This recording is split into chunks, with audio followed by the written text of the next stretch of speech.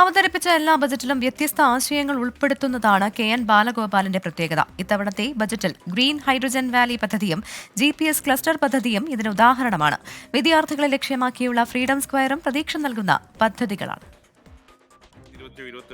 ഭാരം കുറഞ്ഞ അറ്റോമിക് വേരിയന്റായ ഗ്രഫീൻ ഉൽപ്പാദിപ്പിക്കാനുള്ള ഗ്രാഫീൻ ഇന്നൊവേറ്റീവ് കമ്പനി, ഭക്ഷണത്തിനു പകരം പോഷകങ്ങൾ എന്ന ആശയം ഉൾക്കൊള്ളുന്ന ന്യൂട്രാസ്യൂട്ടിക്കൽ തുടങ്ങിയ പദ്ധതികൾ മുൻ ബജറ്റുകളിൽ അവതരിപ്പിച്ച വ്യക്തിയാണ് കെ.എൻ. ബാലഗോപാൽ.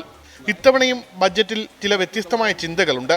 ഒന്ന്, GPU cluster. Open AI, DeepSeek എന്നീ ലോക ആർട്ടിഫിഷ്യൽ ഇന്റലിജൻസ് രംഗത്തെ വിപ്ലവകരമായ മാറ്റങ്ങൾക്കൊപ്പം സഞ്ചരിക്കാൻ ലക്ഷ്യമിടുന്നതാണ് GPU ക്ലസ്റ്റർ.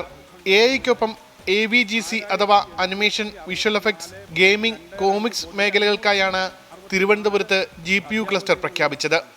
10 കോടി രൂപയാണ് വകയിരുത്തിയത്. ആർട്ടിഫിഷ്യൽ ഇൻ്റലിജൻസ്, AI, AVGC മേഖലകളിൽ കേരളത്തെ ഒരു പ്രധാന കേന്ദ്രമാക്കി മാറ്റുന്നതിനായി തിരുവനന്തപുരത്ത് ഒരു ലോകോത്തര GPU ക്ലസ്റ്റർ സ്ഥാപിക്കും. സംസ്ഥാനത്ത് ഈ മേഖലയിൽ നിക്ഷേപങ്ങൾ ആകർഷിക്കാനും യുവാക്കൾക്ക് തൊഴിലവസരം സൃഷ്ടിക്കാനും ഇത് ഉപകരിക്കും.